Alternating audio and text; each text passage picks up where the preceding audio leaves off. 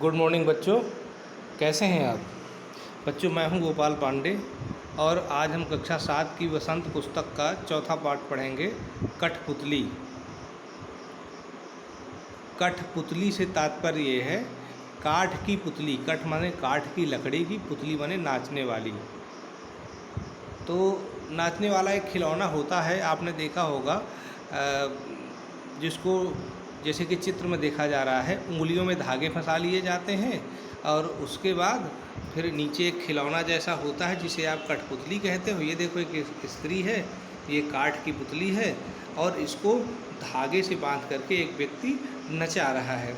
जैसे वो चाहता है वैसे हाथ ऊपर होते हैं, जैसे चाहता है वो गर्दन हिलाती है, अर्थात अपनी इच्छा से कुछ नहीं कर पाती। ऊपर जो धागे बंधे हुए हैं और उन धागों के अनुसार ही उसको अपने हाथ पैर चलाने होते हैं। तो ये है कठपुतली। तो कठपुतली कभी भी अपनी इच्छा से नाच नहीं सकती है, उसे दूसरे की इच्छा से ही नाचना होता है। अपनी इच्छा से कुछ नहीं कर पाती है। तो हमेशा ऐसा करते रहने से एक दिन क्या हुआ कि एक जो कठपुतली थी वो नाराज़ हो गई। किससे नाराज़ हो गई? अपने उस मालिक से जिसने उसको बांध रखा था, जिसकी इच्छा से वह काम करती थी, उस पर नाराज़ हो गई और कह दिया कि बहुत दिन हो गए मैं आपकी इच्छा से काम करते हुए, अब मुझे छोड़ दो और मैं अपनी इच्छा से नाचना चाहती हूँ, अपनी इच्छा से दुनिया देखना चाहती हूँ, घूमना चाहती हूँ। और जैसे ही वो बोली तो दूसरी कठपुतलियाँ भी उसी की तरह कहने लगी कि हाँ, हमें छोड़ दो और हम भी दुनिया देखना चाहती हैं। तो देखें उसके बाद फिर क्या हुआ। तो आइए शुरू करते हैं कि जब कठपुतली को अपनी इच्छा से कुछ करने नहीं दिया जा रहा था, तो जब वो नाराज़ हो गई तो क्या कहती है। कठपुतली गुस्से से उबली, कठपुतली गुस्से से उबली, बोली ये धागे क्यों हैं मेरे पीछे आगे, इन्हें तोड़ दो, मुझे मेरे पाँव पर छोड़ दो। आप समझ गए होंगे कि कठपुतली गुस्से से उबली, उबल जाना मतलब बहुत ज़्यादा क्रोधित हो जाना, जल जाना। तो एक दिन कठपुतली बहुत ज़्यादा गुस्से से उबल गई और बोलने लगी कि ये जो धागे हैं, अर्थात जिससे आपने मुझे बांध रखा है, ये मेरे आगे पीछे क्यों है, अर्थात क्यों आपने मुझे चारों तरफ इन धागों से बांध रखा है। इन्हें तोड़ दो और मुझे मेरे पाँव पर छोड़ दो, अर्थात मुझे आज़ाद कर दो, मुझे मेरे पाँव पर छोड़ दो, मतलब मुझे आज़ाद कर दो और मैं अपनी इच्छा से चलूँ, ऐसे मुझे आप स्वतंत्र कर दो। और जैसे वो बोली तो दूसरी कठपुतलियाँ क्या बोलती हैं, सुनकर बोली और कठपुतलियाँ कि हाँ, बहुत दिन हुए हमें अपने मन के छंद छुए। दूसरी जो कठपुतलियाँ हैं वो भी बोलने लगी कि हाँ, बिल्कुल सही कह रही हैं ये, बहुत दिन हो गए हमें अपने मन के छंद छुए, अर्थात हमने अपनी इच्छा से कोई कार्य किए हुए बहुत दिन हो गए हैं, इसलिए अब हमें आप स्वतंत्र कर दो, आज़ाद कर दो, हम अपनी इच्छा से अन्य सारे काम करना चाहती हैं। अच्छा, थोड़ी देर के लिए आप ये समझ लो कि ये कठपुतलियों की बात ना कहकर ये किसी और की बात कह रही हैं। ये कवि जो हैं हमारे भवानी प्रसाद मिश्र जी, ये केवल कठपुतलियों की बात क्यों कहेंगे, हमें कठपुतलियों की बात समझाने से क्या मतलब है। तो कहीं ना कहीं ये हम सबको कठपुतली समझते हैं, अर्थात अगर आप अपने अर्थ में बच्चों देखो तो आप भी कहीं ना कहीं अपने आप को क्या कठपुतली समझते हो क्या, कि और आपके ऊपर धागे किसने बांध रखे हैं, आपके पेरेंट्स ने, आपके माता पिता या आपके गुरु ने। कभी कभी आपको लगता होगा कि हम अपनी इच्छा से कोई कार्य नहीं कर पाते हैं, अपनी इच्छा से कहीं ज़्यादा घूमने नहीं जा पाते, अपनी इच्छा का कोई सामान नहीं खरीद पाते, या अपनी इच्छा का कोई खास कार्य नहीं कर पाते, या अपनी इच्छा से अपने समय से खेल नहीं पाते, आदि जो भी किसी एक की समस्या हो सकती है। तो आपको भी लगता होगा कि बहुत दिनों से हमने अपनी इच्छा से कोई कार्य नहीं किया है, हम तो केवल धागों से बंधे हुए हैं। हमारे माता पिता जैसे हमें नचाना चाहते हैं, जैसे कार्य करवाना चाहते हैं, जैसे बंधन में रखना चाहते हैं, वैसे हम रह रहे हैं। और रहते रहते कभी न कभी एक दिन आपके मन में भी आ जाता है कि देखो सब लोग अपने अपने मन का कार्य कर रहे हैं और हमें तो कठपुतली बनकर रहना पड़ रहा है। तो आपका मन भी कई बार विद्रोह कर उठता होगा और आप भी कहते होंगे गुस्से में आकर के कि आप हमारे आगे पीछे जो धागे बांध रखे हैं, अर्थात जो बंधन बना रखा है, आप उन्हें ढील दें, छोड़ दें और हम अपनी मर्जी का कार्य करें। तो सत्य है, हर व्यक्ति को आज़ादी का अधिकार है, स्वतंत्रता का अधिकार है। हर व्यक्ति आज़ाद होना चाहता, अपनी इच्छा से कार्य करना चाहता है। और ऐसे ही कठपुतलियों ने चाहा, अर्थात ऐसा आपने भी चाहा। और जैसे ही आपने चाहा तो आपके छोटे भाई बहन या आपके मित्र दोस्तों ने जैसे देखा कि आपकी इच्छा है स्वतंत्र होने की, तो उन्होंने भी स्वतंत्र होने की इच्छा जाहिर कर दी। और जब आपके छोटे भाई बहन भी आपके साथ स्वतंत्र होने की इच्छा जाहिर कर दी, तो फिर जानते हो क्या हुआ? उन कठपुतलियों की तरह आपके माता पिता ने भी क्या किया कि यहाँ पर जब कठपुतलियाँ कह रही हैं कि हमें भी आज़ाद कर दो अन्य कठपुतलियों की तरह, तो उनके मालिक ने क्या कहा कि चलो ठीक है, हम आज़ाद कर देते हैं, लेकिन जो पहली कठपुतली थी उस कठपुतली को हम तुम्हारी जिम्मेदारी देते हैं और कहते हैं कि जिस तरह से तुम आज़ाद हो रही हो उसी तरीके से ये सब भी आज़ाद हो रही हैं, लेकिन इन सब का उत्तरदायित्व तुम्हारे ऊपर होगा। ये कहीं गलत कदम न उठाने पाएँ, कहीं गलत राह में न जाने पाएँ, कहीं इनको कोई खतरा ना हो। इसीलिए क्या कहा, अंतिम पंक्तियाँ देखते हैं।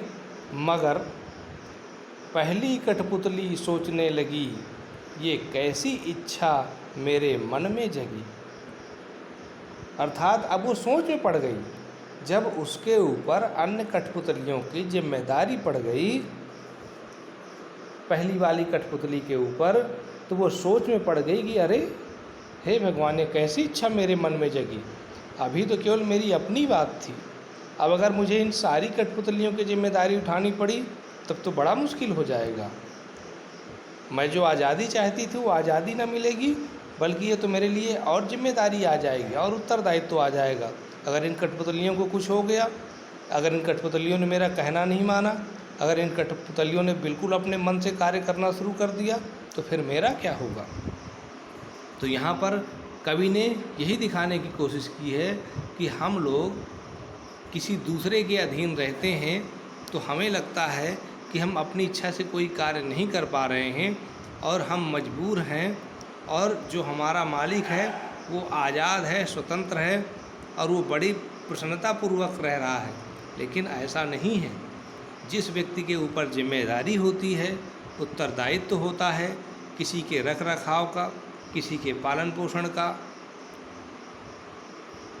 उसके ऊपर और बहुत समस्याएं होती हैं। उसे अन्य बहुत सारी समस्याओं का सामना करना पड़ता है, जिसे हम आप उसका अनुमान नहीं कर सकते हैं। हम आप तभी उसका अनुमान करेंगे जब हमारे ऊपर भी किसी की जिम्मेदारी का बोझ आ गिरेगा।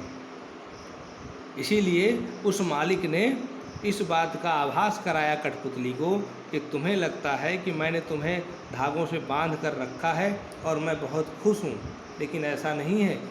मेरे ऊपर तुम्हारी जिम्मेदारी है। और इसी का बोध कराने के लिए उसने पहली कठपुतली को अन्य कठपुतलियों की जिम्मेदारी की बात कही, और इसीलिए वो पहली कठपुतली पीछे हट रही थी और सोच रही थी कि मेरी मन में कैसी इच्छा जग गई। तो आइए एक बार फिर इस कविता को पढ़ते हैं और समझते हैं। तो जैसे कि मैंने बताया, कठपुतली गुस्से से उबली, बोली ये धागे क्यों हैं मेरे पीछे आगे, इन्हें तोड़ दो, मुझे मेरे पाँव पर छोड़ दो, अर्थात मुझे आज़ाद कर दो। सुनकर बोली और कठपुतलियाँ, जो दूसरी कठपुतलियाँ हैं, सुनकर बोली और कठपुतलियाँ कि हाँ बहुत दिन हुए हमें अपने मन के छंद छुए। मन के छंद छुए यानी अपनी इच्छा का कार्य किए हुए बहुत दिन हो गए। और तभी उनके मालिक ने कहा ठीक है हम आज़ाद करते हैं, लेकिन सबकी जिम्मेदारी अब तुम्हारे ऊपर है। तो पहली कठपुतली क्या सोचती है? मगर पहली कठपुतली सोचने लगी, ये कैसी इच्छा मेरे मन में जगी।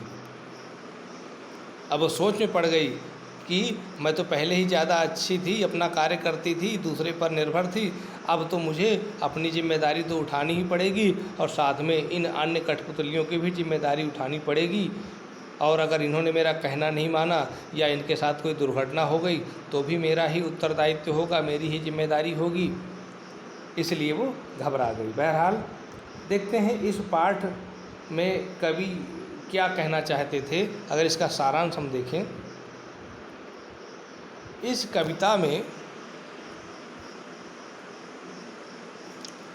कविता में कठपुतलियाँ स्वतंत्रता की इच्छा से स्वयं अपनी बात व्यक्त कर रही हैं।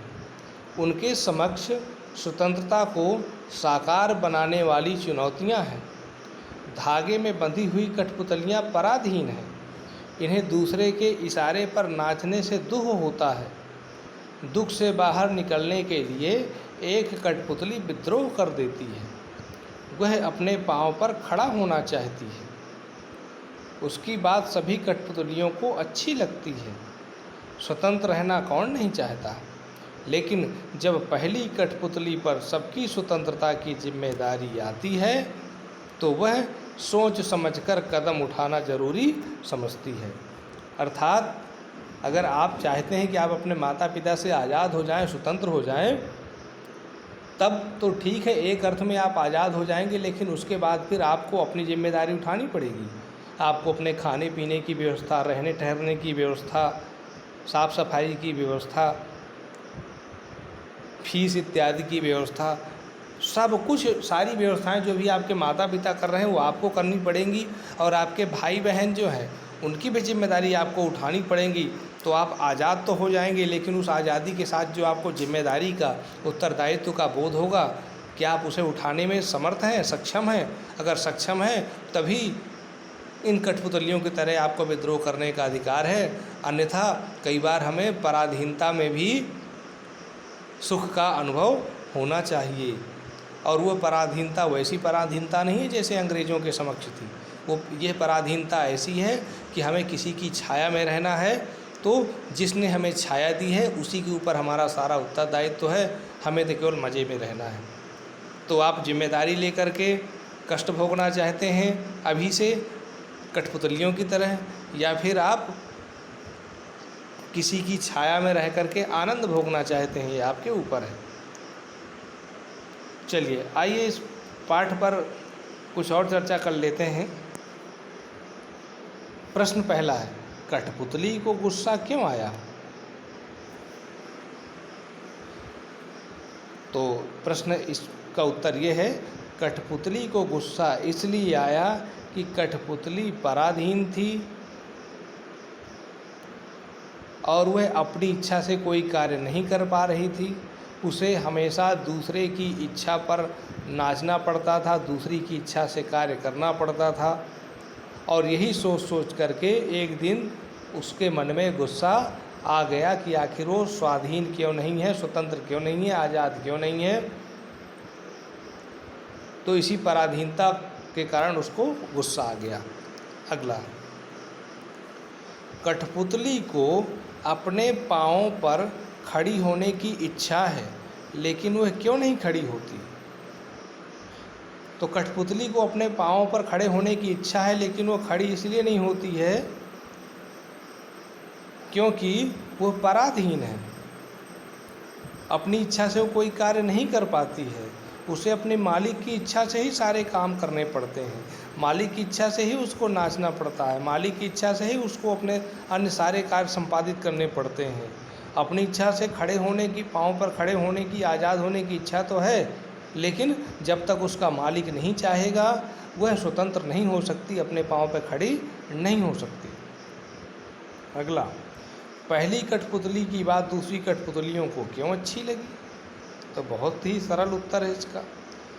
पहली कठपुतली की बात दूसरी कठपुतलियों को इसलिए अच्छी लगी क्योंकि पहली कठपुतली की तरह अन्य दूसरी कठपुतलियाँ भी आज़ाद होना चाहती थी, स्वाधीन होना चाहती थी, अपने मन के छंद करना चाहती थी, अर्थात अपने मन के सभी कार्य पूरा करना चाहती थी, अर्थात सभी पराधीन थी पहली कठपुतली की तरह और सभी स्वाधीन होना चाहती थी, सभी आज़ाद होना चाहती थी। इसीलिए उन्हें पहली कठपुतली की बात सबको अच्छी लगी। दूसरा,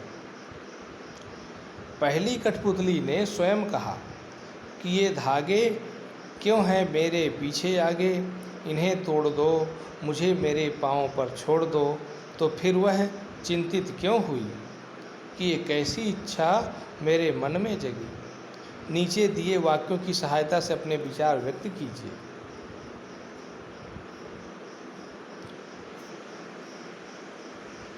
उसे दूसरी कठपुतलियों की जिम्मेदारी महसूस होने लगी, उसे शीघ्र स्वतंत्र होने की चिंता होने लगी। वह स्वतंत्रता की इच्छा को साकार करने और स्वतंत्रता को हमेशा बनाए रखने के उपाय सोचने लगी। वह डर गई क्योंकि उसकी उम्र कम थी। तो जैसा कि हमने इस कविता में पढ़ा, वो अपने पाँव पर आज़ाद होना चाहती थी, स्वतंत्र होना चाहती थी, अर्थात अपने पाँव पर खड़े होना चाहती थी, लेकिन बाद में चिंतित हो गई और कहती है ये इच्छा कैसी मेरे मन में जगी। तो इसका उत्तर यही है पहले वाला। पहले वाले के आधार पर अगर हम लिखें तो उसे अन्य दूसरी कठपुतलियों की जिम्मेदारी महसूस होने लगी। उसे लगने लगा कि मैं तो आज़ाद हो जाऊंगी, लेकिन साथ में अगर ये भी आज़ाद हो जाएंगी तो मेरे मालिक ने इन सब की जिम्मेदारी मेरे ऊपर डाल दी है। तो सोचने लगी कि अरे ये मेरे मन में कैसी इच्छा जग गई, मैं कैसे इन सब की जिम्मेदारी संभालूंगी। ये भाव हो गया उसका। ठीक है। अब एक प्रश्न और होता है, देखिए इसमें सभी उत्तर हो सकते हैं, इसीलिए उसका कोई स्पष्ट उत्तर नहीं दिया गया है। ये भी होता है कि अगर हमें कोई चीज़ दे दी गई, अगर वो चीज़ हमको मिल गई जो हम चाहते हैं, तो क्या हम हमेशा उस चीज़ को बनाए रखेंगे। अर्थात कठपुतली को लगा कि अगर उसको स्वतंत्रता मिल गई तो क्या वो हमेशा स्वतंत्र रह पाएगी। कहीं ऐसा तो नहीं होगा कि उसे स्वतंत्र देख करके कोई अन्य दूसरा मालिक उसको गुलाम बना ले, पराधीन कर ले, अपने अधीन कर ले और फिर उससे काम करवाने लगे, उससे नचवाने लगे। तो ये हो सकता है। जैसे कि आपके अर्थ में अगर आप सोचें कि आप आज़ाद हो जाएं और आज़ाद होकर के घूमने लगें पूरे दुनिया में अपने माता पिता के साए से दूर हो करके, तो ऐसा नहीं है। हो सकता है कोई दूसरा आपको गुलाम बना ले, कोई पकड़ के आपको भीख मंगवाने लगे या कोई पकड़ करके आपसे काम करवाने लगे, होटल में बर्तन मंजवाने लगे। आप देखते हैं तमाम छोटे छोटे बच्चों से ऐसे करवाते रहते हैं लोग, जो घर छोड़ करके भाग जाते हैं, अपने माता पिता की छाया को छोड़कर चले जाते हैं। तो बिल्कुल ये भी खतरा है और यही इसी खतरे का आभास कठपुतलियों को होने लगा। तो यहाँ पर जो उत्तर आपकी समझ में उचित आए वो आप लिख सकते हैं। मुझे जो लगा वो मैंने बता दिया और आपको जो लगे वो भी आपका सही होगा कि आखिर उन कठपुतलियों को जब आज़ाद कर देने की बात कही जाने लगी तो उन्हें चिंता क्यों होने लगी। ये आप अपने हिसाब से आप उत्तर लिख सकते हैं।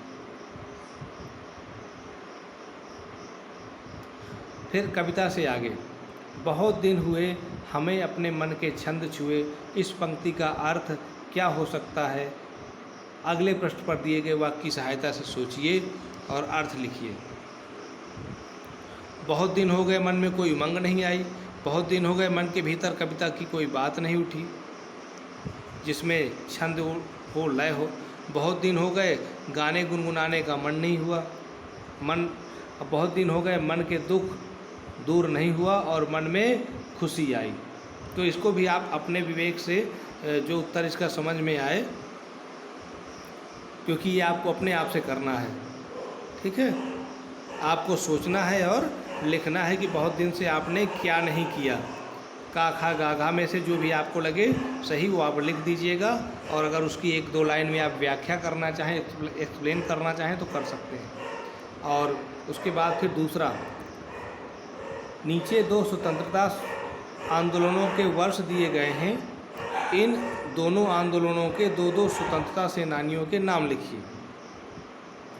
सन 1857 के दो स्वतंत्रता संग्राम सेनानी जैसे रानी लक्ष्मीबाई, तात्या टोपे, नाना साहब, बहादुर शाह जफर, मंगल पांडे, कुंवर सिंह, आप किसी के बारे में लिख सकते हैं, किन्हीं दो के बारे में। और 1942 में महात्मा गांधी, सुभाष चंद्र बोस, सरदार वल्लभ भाई पटेल, पंडित जवाहरलाल नेहरू, इनमें से आप कोई दो लिख सकते हैं। तो आप इन सभी प्रश्नों के उत्तर अपनी नोटबुक में करेंगे, फेयर नोटबुक में, और उसकी फ़ोटो खींच करके मुझे भेजेंगे ताकि मैं देख सकूं कि कितना आपके समझ में आया है और कितना मुझे अभी और बताना चाहिए। तो आज के लिए इतना ही। इस वीडियो को देखने के लिए आपका बहुत बहुत धन्यवाद। शेष अगले वीडियो में।